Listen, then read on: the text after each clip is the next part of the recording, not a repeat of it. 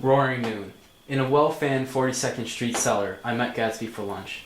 Blinking away the brightness of the street outside, my eyes picked him out obscurely in the anteroom, talking to another man. Mr. Caraway, this is my friend Mr. Wolfshine. A small, flat-nosed Jew raised his large head and regarded me with two fine growths of hair which luxuriated in either nostril. After a moment, I discovered his tiny eyes in the half-darkness. So I took one look at him. What do you think I did? What? But evidently he was not addressing me, for he dropped my hand and covered Gatsby with his expressive nose. I handed the money to Catspa and said, "All right, Catspa, don't pay him a penny till he shuts his mouth." He shut it then and there.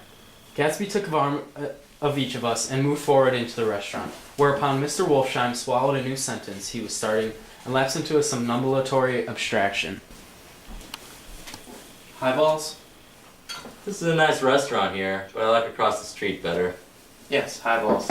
It's too hot over there. Hot and small, yes, but full of memories. What place is that? The old Metropole, full of faces dead and gone, filled with friends gone now forever. Can't forget so long as I live the night they shot Rosie Rosenthal. It was 6 of us at the table, and Rosie had eaten and drunk a lot all evening. When it was almost morning, the waiter came up with a funny look and said someone to speak to him outside. "All right," Rosie said. But when he was about to get up, I grabbed him and held him in his chair.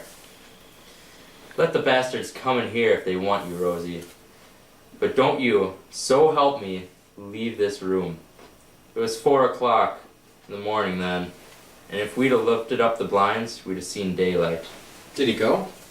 Sure he went. He turned round in the door and says, "Don't let that waiter take away my coffee." Then he went outside on the sidewalk and they shot him 3 times, full of belly, and drove off. 4 of them were electrocuted. 5 with Becker. I understand you're looking for a business connection? The juxtaposition of these two remarks was startling. Gatsby answered for me. Oh no, this isn't the man. No? This is just a friend. Told you we'd talk about that later. I beg your pardon, I had a wrong man. A succulent hash arrived, and Mr. Wolfsheim, forgetting the more sentimental atmosphere of the old metropole, began to eat with ferocious delicacy. His eyes, meanwhile, roved very slowly all around the room. He completed the art by turning to inspect the people directly behind.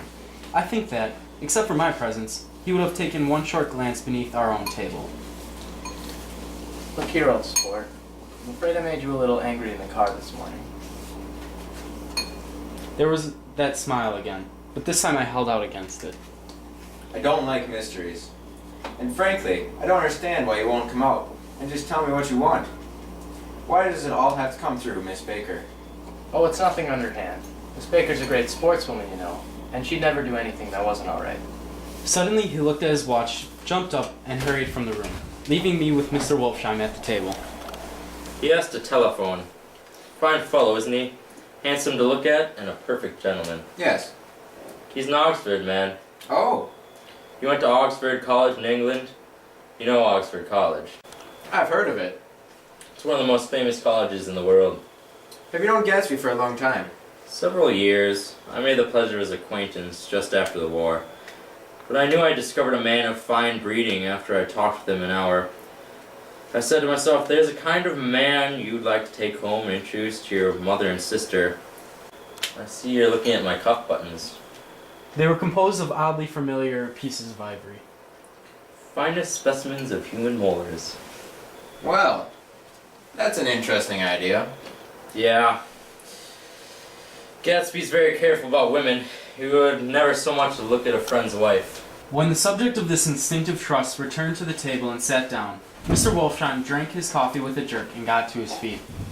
I've enjoyed my lunch, and I'm going to run off from you 2 young men before I outstay my welcome. Don't hurry, Meyer. You're very polite, but I belong to another generation. You sit here and discuss your sports and your young women and your... As for me, I am 50 years old, and I won't impose myself any longer. As he shook hands and turned away, his tragic nose was trembling. I wondered if I had said anything to offend him. 1. He becomes very sentimental sometimes. This is one of the sentimental days. He's quite the character around New York. A denizen of Broadway. Who is he, anyhow? An actor? No. A dentist? Meyer Wolfsheim? No, he's a gambler. He's the man who fixed the World Series back in 1919. Fixed the World Series? The idea staggered me. I remembered, of course, that the World Series had been fixed in 1919. But if I had thought of it at all, I would have thought of it as a thing that merely happened. The end of some inevitable chain. It never occurred to me that one man could start to play with the faith of 50 million people, with the single-mindedness of a burglar blowing a safe. How did he do that? Just saw the opportunity. Why isn't he in jail? They can't get him, old sport. He's a smart man.